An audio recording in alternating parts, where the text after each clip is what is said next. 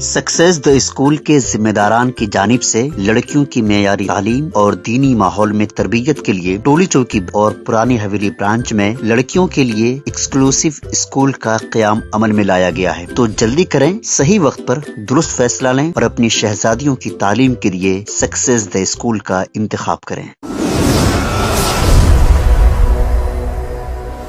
सच news के international खबरनामे में आप सबका इस्तकबाल है। आज की सबसे बड़ी खबर पाकिस्तान से आ रही है, जहां पर कराची में आतंकियों की आत्मघाती साजिश नाकाम हो गई। निशाने पर थी वैन, बाल बाल बच गए जापान के 5 लोग। सिंध के परिवहन मंत्री शर्जील इनाम मेमन ने हमले की कड़ी निंदा करी है। उन्होंने कहा है कि वक्त पर कई कार्यवाही ने आतंकवादियों के मंसूबों को नाकाम कर दिया है। पाकिस्तान आजकल आतंकवादियों के निशाने पर है। यहाँ आए दिन हमले हो रहे हैं। बताया जा रहा है कि कभी सेना तो कभी नागरिकों को निशाना बनाया जा रहा है। इसी क्रम में सिंध में जुमे को 5 जापानी नागरिकों को निशाना बनाते हुए आतंकवादियों ने आत्मघाती हमला करने की कोशिश करी। हालांकि शुक्र रहा कि सभी नागरिक सही सलामत वहां से बच निकले। पूर्वी के महानिरीक्षक यानी कि DIG अफसर महासेर ने बताया है कि लांधी में मुर्तजा चौरांगी के नजदीक मोटरसाइकिल सवार आतंकवादियों ने जापानी नागरिकों की वैन को टक्कर मारने की कोशिश करी। उन्होंने बताया कि सभी 5 जापानी सुरक्षित हैं। हालांकि उनके साथ जो मौजूद कुछ और सुरक्षा लोग थे वो घायल हुए हैं। उन्हें कहा है कि जापान के नागरिक क्लिफ्टन के जमजमा स्थिति पर अपने घर से कहीं जा रहे थे। आतंकवाद रोधी विभाग यानी कि CTD की DIG आसिफ एजाज शेख ने बताया है कि जापानी नागरिक 2 सुरक्षा गार्डों के साथ एक वैन में ट्रैवल कर रहे थे, तभी आतंकवादियों ने उनकी वैन को निशाना बनाया। अधिकारी ने बताया कि सुरक्षा गार्डों ने एक आतंकवादी को मार गिराया है, जबकि दूसरे ने वैन के करीब जाने की कोशिश में खुद को उड़ा लिया।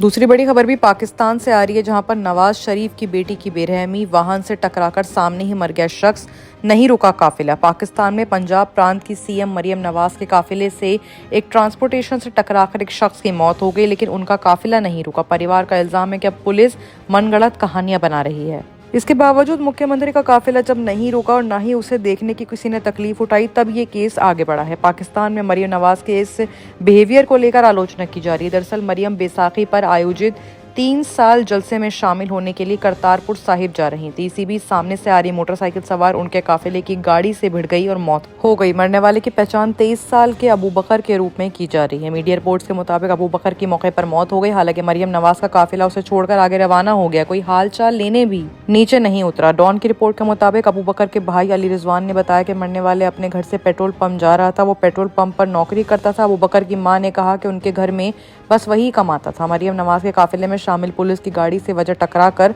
उसकी मौत हो गई है। मां ने मुख्यमंत्री मरियम नवाज से मदद की गुहार लगाई। उन्होंने कहा कि इस दुर्घटना के लिए जिम्मेदार शख्स के खिलाफ FIR दर्ज करके कार्यवाही करनी चाहिए। रिपोर्ट के मुताबिक मरने वाले के पिता जानकारी मिलने के बाद बेहोश हो गए।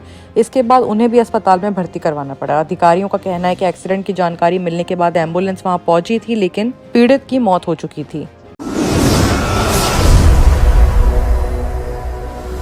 अब अगर बात करें स्कॉटलैंड की, तो स्कॉटलैंड में 2 हिंदुस्तानियों की झरने में डूबकर मौत हो गई। दोस्तों के साथ वो घूमने गए थे। आंध्र प्रदेश के वो दोनों थे रहने वाले। ब्रिटेन के एक यूनिवर्सिटी में पढ़ रहे भारत के 2 स्टूडेंट स्कॉटलैंड में एक झरने में घूमने गए थे, जहां डूबने से उनकी मौत हो गई। स्कॉटलैंड पुलिस ने अभी तक दोनों स्टूडेंट्स के नाम नहीं बताए। हालांकि ये जानकारी सामने आई कि वो दोनों आंध्र प्रदेश के रहने वाले थे और उनकी उम्र 20 साल बताई जा रही है। जुमे को पोस्टमार्टम भी होने वाला है। ये वारदात वेडनेसडे को हुई है परथियार में, जहां पर ब्लेयर ऑफ इशोल के पास लिन ऑफ टुमेल में है। यहाँ दोस्तों का एक ग्रुप घूमने के लिए आया था। इस दौरान उनमें से 2 लोग पानी में गिर गए। इसके बाद उनके दोस्तों ने इमरजेंसी सेवा के लिए अलार्म बजाया, जिसके बाद Scotland fire and rescue service ने उनको वहां नाव टीम भेजी और जहाज़ों को भेजा। पुलिस स्कॉटलैंड के प्रवक्ता ने कहा है कि ये वारदात ज़रूर हुई है, हमने अपनी बचाने की पूरी कोशिश करी, लेकिन उन दोनों की मौत हो गई।